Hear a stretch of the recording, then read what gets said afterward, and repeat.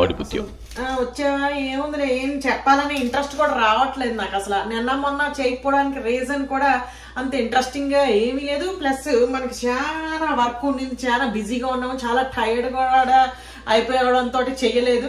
ఏమండి మీరు రివ్యూస్ చేస్తా అన్నారు, అడ్డం రివ్యూస్ చేయట్లేదు ఏంటండి అంటే కుదురుతూ చేస్తా అని చెప్పాను నేను ఆ వీడియోలో కూడా. బట్ డెఫినెట్ గా I try my best to make అడ్డం reviews whenever possible. But లేదు అంటే అట్లీస్ట్ ఒక నిలువు రివ్యూతో అయినా కూడా వస్తాను, ఎందుకంటే అక్కడ మ్యాటర్ లేదు, అంత మనం టైం ఇన్వెస్ట్ చేయడం కూడా వేస్ట్ అనిపిస్తూ ఉంటుంది నాకైతే. ఎందుకు అంతలాగా ఏం మాట్లాడుకుంటా నిజంగా వ్యూస్ లేకపోతే దేనికోసం మాట్లాడుకోవడం కోసం అయితే నేను కూడా పిచ్చిగా ఏదో ఒకటి మాట్లాడేస్తూనే ఉంటాను అర్థం పర్థం లేకుండా, ఏదో ఒకటి ఫిల్లర్స్ లాగా. బట్ ఎందుకంటున్నాను అవసరమే లేదు మనకు అట్లాగా. కాన్సెప్ట్ కంటెంట్ ఏమైనా ఉంటే అక్కడ మాట్లాడుకోవడానికి బాగుంటుంది. డెఫినెట్ గా అది ఉంటే డెఫినెట్ గా నేను కూడా మాట్లాడతాను. ఇప్పుడు వాళ్ళు ప్రస్తుతానికి వాళ్ళు ఆడుతున్న టాస్క్ లో మనం మాట్లాడుకోవడానికి ఏముంది, దొంగతనం టాస్క్ చేస్తున్నారు. వాళ్ళు దొంగతనం టాస్క్ లో గజ దొంగల్లాగా మేము వీళ్ళ దగ్గర నుంచి వాళ్ళకి తెలియకుండా దొబ్బేస్తామని, లేకపోతే టీంలోనే సఖ్యత లేకుండా ఆ మాదిరి టీం బొక్కలో టీం అది అసలు నాకు అర్థం కాదు. మనం ఇలా ఎందుకు కొట్టు చచ్చిపోతున్నాం అనుకుంటూ వాడికి ఫ్రస్ట్రేషన్ కూడా వచ్చేసింది.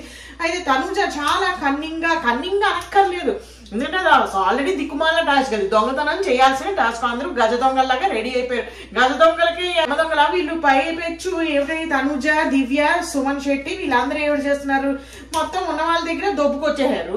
సో దానిలో తప్పేముంది, అది ఆర్ట్, వాళ్ళ ఆర్టిస్టులు దొంగతనం చేస్తున్నారు, గేమ్ ఇంకా బాగా ఆడేస్తున్నారు వాళ్ళు, మెరిట్ స్టూడెంట్స్ లాగా, మెరిట్ దొంగల్లాగా. అందుకే మనం దాన్ని తప్పు పట్టలేము. అది ఒక ఆటలో ఎవడు తెలివి ఉపయోగించి సమయస్ఫూర్తిగా సమయానుసారం వదులుతూ ఉంటాడు కదా గుడ్లు ప్రభావతి గారి చేత. అలాగే ఇప్పుడు సమయానుసారం మనం కూడా సమయస్ఫూర్తిని ఉపయోగించి మనం అస్తమాను ఫిజికల్ గా ఆడేసి ప్రతిభ ప్రదర్శించక్కర్లేదు, మెంటల్ గా కూడా కొంచెం ఉపయోగించి బుర్ర ఓకే వీళ్ళు కష్టపడుతున్నారు కదా, కష్టపడి వాళ్ళ దగ్గర మనం దొబ్బుకొచ్చేద్దాం, ఎలాగో దొంగటే కదా ఇది అనుకుంటూ మన తనూజ అక్క ఇలాంటి బ్యాచ్ అందరూ కూడా ఎత్తులేసారనమాట. సో దానిలో తప్పేం లేదు నాకైతేను. సో ఫైనల్ గా మాధురి టీము నెగ్గేసింది దొంగతనం టాస్క్ లో. సో మాధురి అక్క టీము గెలిచేటప్పటికి మాధురి అక్కని ఇలా ఎత్తేసారు కొండకి. ఓ మై గాడ్ రాజా చూస్తున్నావా నన్ను, రాజా ఆయన బోర్ నేర్చేస్తున్నాడు అంతలా, అదంతా కూడా స్క్రిప్టెడే కదా అనిపించింది నాకైతే. నువ్వు ఫోన్ లో ఇంటర్వ్యూ చూశాను, బయట ఉన్న రాజాకి ఎవడో ఫోన్ చేశాడు, ఎవడో ఒకటి ఇంటర్వ్యూ పెట్టాడు. ఏమండి అసలు ఎంత అద్భుతం అండి బాబోయ్, అసలు మాధురి గారు మ్యామ్ అసలు మాకు ఎంత హెల్పింగ్ చేశారండి, ఉపాధి కల్పించేశారండి, okay very good appreciate it.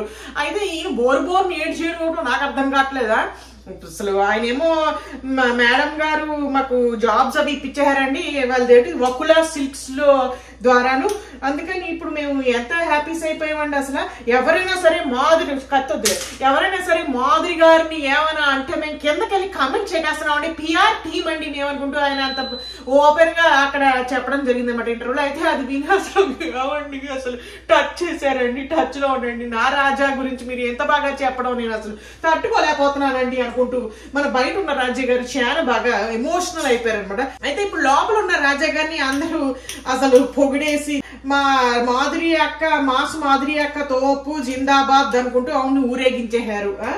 అది కాన్సెప్ట్ ఇవాళ జరిగింది. అది ఇంకా అందులో మనం అనలైజ్ చేసుకోవడానికి ఏముంటుంది, నాకైతే పెద్ద ఇంట్రెస్టింగ్ గా ఇంపార్టెంట్ గా ఏమనిపించలేదు. కాకపోతే మీరు అందరూ అడుగుతున్నారు కాబట్టి నిజంగా హానెస్ట్లీ స్పీకింగ్ చెయ్యాలి కాబట్టి అన్నట్టుగా చేసాను తప్ప మీకు ఏమైనా అక్కడ పాయింట్ ఉందా, ఆ గేమ్ ఆడుకుంటూ పోయారు అంతే వాళ్ళు. చివరాఖరికి ఎవరైనా నెగ్గారు అంటే మాధురి వాళ్ళ టీం నెగ్గింది. జెన్యూన్ గా ఆడారా, కన్నింగ్ గా ఆడారా అంటే అసలు బిగ్ బాస్ షోనే బొక్కలో షో. అందులో మళ్ళీ రూల్స్ రెగ్యులేషన్స్ ఆయన ఇష్టం వచ్చినట్టు పెట్టుకుంటాడు, ఈయనకి ఇష్టం వచ్చినట్టు. అందులోకి వెళ్ళిపోయి మళ్ళీ ఏమండి వాళ్ళు ఎలా ఆడారండి, న్యాయంగా ఆడలేదండి, అన్యాయంగా ఆడారండి. అరే మనం ఎర్రిపప్పులం మనం అసలు నాకు మీకు అర్థమవుతుందా, అక్కడ అంతా వాళ్ళు జెన్యూన్ గా ఆడేసి ఏదో ఉద్ధరిచ్చేస్తారనుకోవడం ఈ మూర్ఖత్వం. అది ఫస్ట్ ఆఫ్ ఆల్ వాళ్ళకి ఆ సిచ్యువేషన్ లో వాళ్ళకి ఏమనిపిస్తే అది ఆడతారు, అది మనకి నచ్చుతుందా నచ్చదా అనేది మనకి ఉండాలి తప్పించి వాళ్ళు తప్పు చేశారా రాంగ్ చేశారా అనేది మనం ఇక్కడ నుంచి జడ్జింగ్ చేయలేం. వాళ్ళు మోసం చేశారా అనుకుంటూ కూడా మనం చెప్పలేం. కాకపోతే మనకి ఏమైనా అనిపించిన ఒపీనియన్స్ ని మనం షేర్ చేసుకోగలుగుతాం తప్ప వాళ్ళు ఏం చేశారు అనేది మనం కరెక్ట్ గా జడ్జిమెంట్ మనం, ఎందుకంటే మనం అక్కడ లేవు.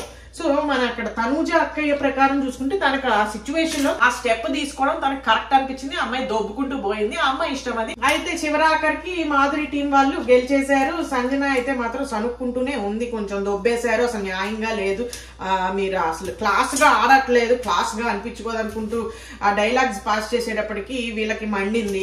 ఎవరు మన కళ్యాణ్ను అలాగే మన ఎవరు అక్కయ్య పేరు మాధురి అక్కయ్య వాళ్ళకి, ఏంటండి ఏం మాట్లాడుతున్నారండి, ఎవరు క్లాస్ కాదండి, అసలు నేను ఓర మాస్ అండి, అందుకని చెప్పి నన్ను క్లాస్ కాదు అనుకుంటూ మీరు ఇష్టం వచ్చినట్టు మాట్లాడతారు, ఊరుకునేదే లేదు ఇలాంటి పిచ్చి వాగులు వాగితే అనుకుంటూ ఆవిడ కూడా స్టేట్మెంట్ పాస్ చేసేసి ఈసారి ఎవరు అంటే మాత్రం నేను ఊరుకోను అనుకుంటూ చెప్పడం జరిగింది. మధ్యలో ఈవిడకి తెలుగు సగం రాదు, రాక ఏదేదో మాట్లాడేస్తూ ఉంటుంది, సంజన గారు ఇరుక్కుపోతూ ఉంటుంది. What ever it is, final గా అయితే తనూజ అక్కయ్య దొంగతనం అయితే చేసేసింది. అయితే వాళ్ళ టీమే గెలిచింది, మాధురి టీం. చూసారా, చెప్పిందే చెప్పి తిప్పి తిప్పి ఎలా చెప్తున్నాను నేను కూడా డ్యూరేషన్ పెంచుతాను. అడిగారు కదా వినండి, కాంటెంట్ లేకుండా ఉన్నప్పుడు రివ్యూ అడిగితే ఇలాగే ఉంటుంది, వినండి, కూర్చో అలా కూర్చో, నువ్వు అంతే, నువ్వే కదా కమెంట్ పెట్టావు మేడం, మీరు 100కి వస్తే అడ్డం రివ్యూ చేస్తానన్నారు కదా మేడం, మరి చేయట్లేదు, వెరీ బ్యాడ్ మన అన్నావు కదా, కూర్చుని విను నువ్వు కూడా. అందుకని తనూజ అలా సాడ్ అయిపోయేసరికి మాధురి గారు వెళ్ళిపోయి, మాధురి గారు ఏం చేశారంటే మనం ఇప్పుడు జాగ్రత్తగా డబ్బులు కాపాడుకోవాలి, మనకి వచ్చిన డబ్బుల్ని 2000 వాళ్ళకి అసలు డబ్బులు లేక చాలా ఆకలి మీద ఉన్నారు, ఫుల్ మొత్తం ఫైర్ మీద ఆడేస్తారు, మనం జాగ్రత్తగా మనం చూసుకుంటూ ఆడుకోవాలనుకుంటూ చెప్పడం జరిగింది. అక్కడతోటి ఎపిసోడ్ ఎండ్ అయింది. మాధురి గారిని ఊరేగింపుతోటి ఆవిడ గెలిచేసింది కాబట్టి సూపర్ మా మాధురి అక్క అనుకుంటూ అందరూ తెగ ఊరేగిచ్చేశారు. ఇంక చాలా బాబు దింపండి ఫ్లోలో పడేసారంటే మా బయట ఉన్న రాజా గుండె అయిపోతుంది, నేను వెళ్ళాలి బయటకు అనుకుంటూ వాడు చెప్పడంతో అక్కడతోటి మన ఎపిసోడ్ ముగింపు పడింది. నేనేమో తెగ మీరు సెలబ్రేషన్స్ చేసుకుంటే మేము చూసి ఆనందిస్తాము అనుకుంటూ పైనుంచి కూర్చుని ఆకాశం నుంచి ఈయన సందేశం పంపిస్తూ ఉన్నాడు మన బిగ్ బాస్. అది వాటి కాన్సెప్ట్. ఇంకా రేపు ఏం జరుగుతుంది ఏమిటి అనేది ఇంకా రేపు పెంట అయిపోయాక మాట్లాడుకుందాం. నేను కూడా క్యాలీఫ్లవర్ కూర చేసుకుందామా వేపుడు చేసుకుందామా అనే దాంట్లో నేను ఇంకా డిసిషన్ తీసుకోలేకపోతున్నాను. నేను చక్కగా పోపు వేసి కాలీఫ్లవర్ వేపుడు వేసుకుందామా, లేకపోతే పొటాటో టమాటో అలాగే కొన్ని గింజలు వేసి ఏ గింజలు ఏ పిచ్చి పిచ్చి గింజలు అనుకున్నారు కనుక ఎడమామి గింజలు వేసి కూర చేద్దామా అనేది నేను ఆలోచిస్తున్నాను. ఏం చేశాను అనేది రేపటి ఎపిసోడ్ లో చెప్తాను. మీరు అందరూ కూడా రిలాక్సింగ్ అయిపోయి నువ్వు కూడా ఇంటికి వెళ్ళిపోయి శుభ్రంగా పడుకుని మళ్ళీ రేపు వచ్చే ఇంకా రేపటి పెంట గురించి రేపు మాట్లాడుకుందాం. అంతవరకు సెలవు బాయ్. అడ్డన్ రివ్యూ కావాలంటే అడ్డన్ రివ్యూ, అసలు మ్యాటరే లేదు, ఇంకా అడ్డన్ రివ్యూ ఎక్కడ చేస్తాం, నిలువు రివ్యూకే దిక్కు లేకుండా అయిపోయింది. ఇంతకీ నాన్న బిగ్ బాస్ ఆ కాస్ట్యూమ్లు విగ్లన్నీ అక్కడి నుంచి కొట్టేహా.